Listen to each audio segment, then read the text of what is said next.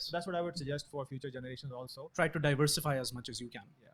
And I'm an exact example of this. Like I said at the beginning, I was doing computer graphics, then I Yeah. was doing SAP, then I was doing coding again, then I was doing, so move around. Don't marry yourself to one corner, because AI might come for that corner, and then you will be really stuck. I think the age of specialization is dead. Yeah, the age of generalization and the age of conventional knowledge and conventional degrees is dead. Pretty much.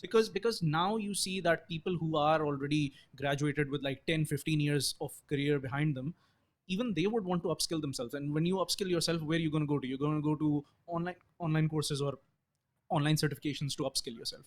So I think I personally think that university degrees, conventional degrees that box you into one particular field, I think that is fast becoming redundant, and within the next 10 years it's pretty much going to die away. If you look at what Microsoft, Amazon, this lot is doing with the university degrees, they've already tossed it out of the window. Exactly. They basically say these are our 3 certifications. Pass one of them, we'll give you a degree. We'll give you a job. We'll give you a job. Exactly. Rest of the drama we don't care about. We'll do the behavioral scanning and check that you are not a troublemaker and all that kind of business. But the rest of it we don't care. We don't care. Yeah. Like for example, the first 1 year of university, they teach you stuff how materials are deformed and this, like we did in our engineering. Nobody today cares what the tensile limit is of a piece of steel. Yeah. Yeah. Why are you teaching them this knowledge? Yeah. So it is generic, but it is generic to the point where we don't really use it anymore. Yeah. So try to be a jack of all trades, but the ace of a few.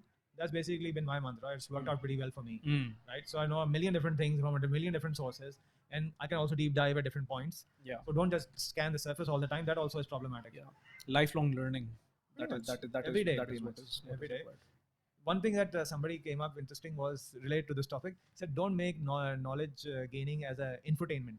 There's a difference between infotainment and actual knowledge.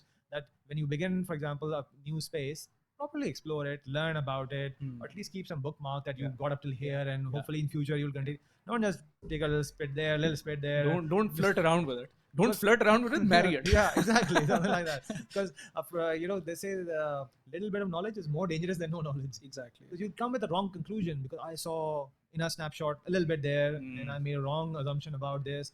You'll actually become more confused. I've seen some people in managerial positions. Yeah. Oh, that must be that, and conclusion is already drawn, and the wrong conclusion is completely drawn. And now it's difficult to hold them back. No, boss, no, that's not what it was. So yeah, while I say broad, please try to understand that space and then move on. Don't just scan the surface, and in the morning you're just flipping through, half asleep and half this, and not really understanding what exactly is going on. That's more hurtful than actually beneficial. Right. Again, this has been a very engaging conversation. Adil bhai, thank you so much for being here. I thoroughly enjoyed this conversation.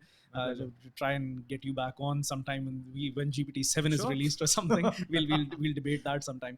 One last question that I always ask all my guests is,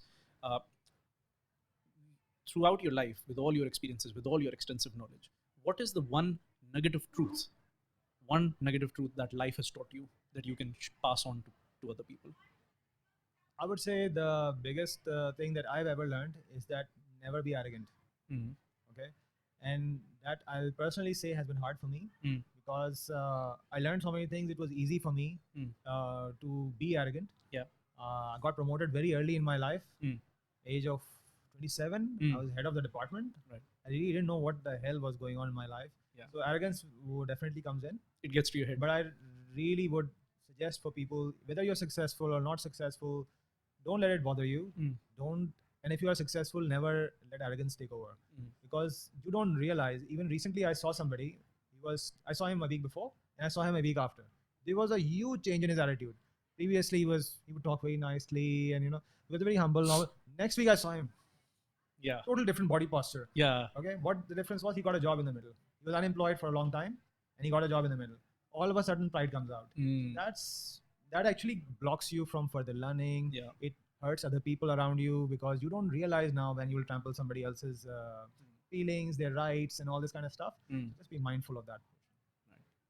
Amazing. I think this is a very nice point on which we'd like to leave the audience. And until such time that AI becomes cognizant enough to press that subscribe button for you, you're going to have to do the little work and hit that subscribe button down below. Give us some feedback on this episode, whether you enjoyed it. I thoroughly enjoyed it, and I would love to have these kind of conversations again. Yeah, do give us some feedback, share this with people, and help us get to the subscriber amount that we need to continue this channel successfully. This has been In the Gap. I have been Hussain, and I'll see you guys in the next one. Thank you.